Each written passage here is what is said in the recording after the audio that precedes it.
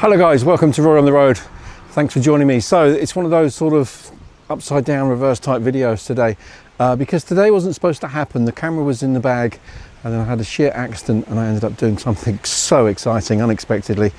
I've had a really nice day, but I didn't do an intro or an outro. So this is it.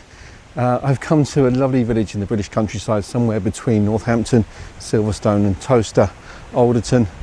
You see for yourself, it's absolutely gorgeous. Thought it's a good place to sort of explain what I've been up to today, but I won't do that. I'll let the video do that. Thanks for watching. It might be a bit of a mishmash. My videos always are, but a big smile here. You take care, guys, and yeah, if I come into millions, I think Alderton might be where I'll be looking to buy.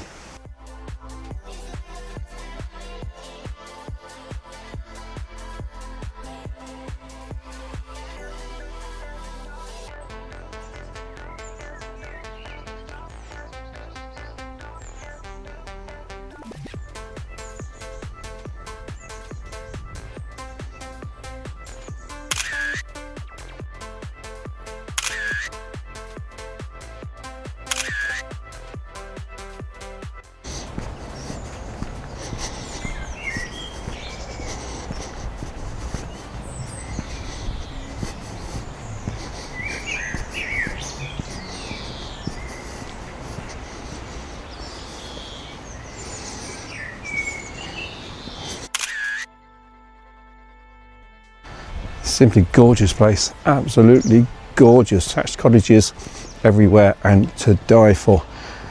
Now there is a mount up here and unfortunately it's been left to overgrow, but it looks like it was an ancient settlement, one of those sort of ring fort type things, but I don't think we're going to see much because like I say, it's really overgrown.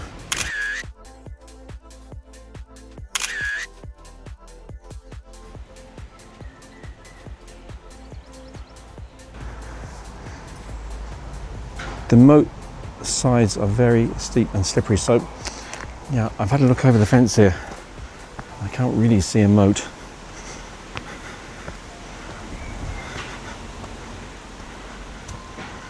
There's a moat in there somewhere. Okay, that's the ancient settlement, and that's how it used to look. I'm going to resort to the internet and get some details on this one because, well, the birds have got the better of it, and so the stinging nettles.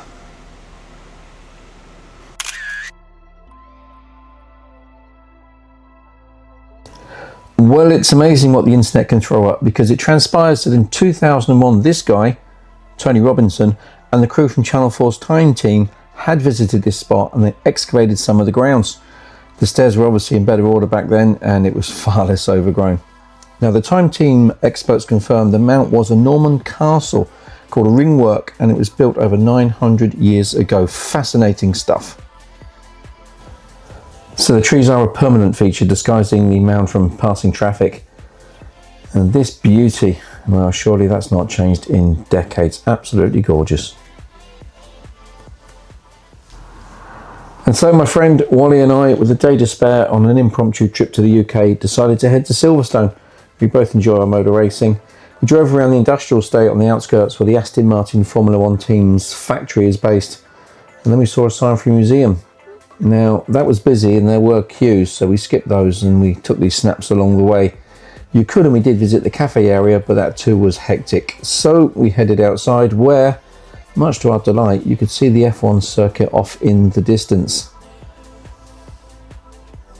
Now once again, apologies for the phone footage here, but like I say, there were no plans to film this day. We never saw a car on track, and actually I was really excited to see this beautiful 1983 Lancia in the car park. Now things were about to get weird. Still needing a drink, short drive away I spotted a hotel, and entering and ignoring a few no-go area signs, I was suddenly overlooking Silverstone's main straight. From there we progressed to the hotel's main rooftop bar, ignoring a few more signs, and we captured these shots. But we were not finished yet. Oh no, we crept over the bridge, and the next thing we knew, we were pit lane on Silverstone's main straightaway. And then, as if we owned the place, like Brad Pitt in a movie scene, we got on the main straight. At that point, yeah, the camera come out. So here's what happened next. Kid you not, have a look at this behind me. Yeah, now in a few weeks' time the Grand Prix is going to be on here and there'll be hundreds of thousands of people paying obscene amounts of money. However, I've managed to get myself down here into the pit lane, Supercar Central. Now don't ask me how I did it because I don't know. But through a friend of a friend and another friend, I happen to know one of the instructors. So I've come to surprise him. I think he's been more surprised the fact I managed to get this far through all the security. Oh, super fast car, let's have a look. Looks like a lot of fun, doesn't it? Looks like a lot of fun indeed. So let's see how today progresses, but right now, big smile on my face here. I never thought I'd be on pit lane at Silverstone.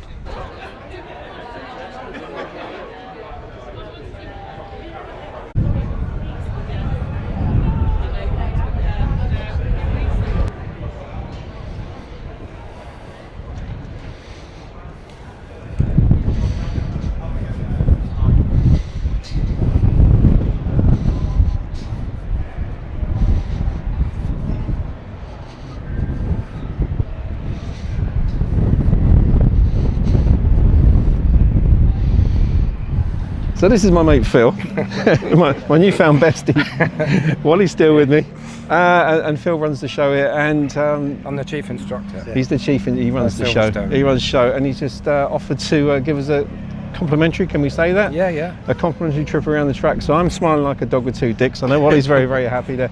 Phil, you're an absolute gentleman. This is going to be a blast. My pleasure, honestly. A random day driving around the track, and here we are. So yeah, it's huge. Thank you. You're very welcome. That's absolutely buzzing, about to do a circuit at Silverstone in a McLaren. How random. Big thank you from a friend Phil, friend of a friend. We only met there once, we kept in touch, exchanged a few messages, turned up here, randomly asked if he was around, and what a lovely guy. So I am full of apprehension but full of excitement. It's like one of those sessions when you go out drinking and it wasn't planned or prepared. They're always the best ones, aren't they? But not in a million years could I think when I set out this morning for a little drive around the countryside that I'd end up at Silverstone, about to do a lap of the famous Formula 1 circuit. Wish me well, because I'm here we go. Yeah, no, absolutely. I'm going to strap it in for you. Charlie, I'm ready to rock and roll. Let's do it. So this is the Silverstone International Circuit. So this is the best half of the Grand Prix track, in my opinion.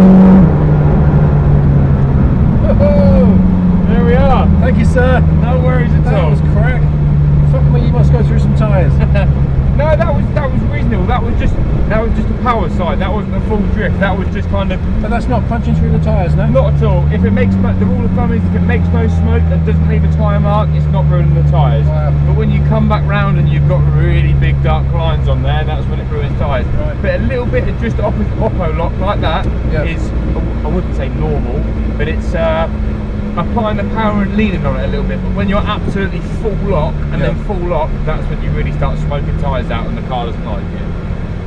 I love that, thanks Bill. No worries at all.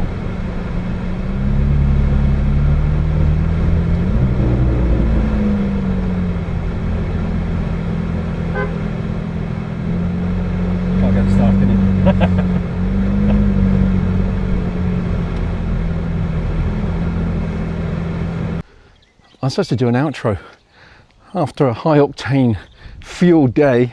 I'd like to say a big thank you to my friend Phil Ellis. Talk about sublime to ridiculous, because this is just something altogether different, but my goodness, absolute beauty. Have a look at this one.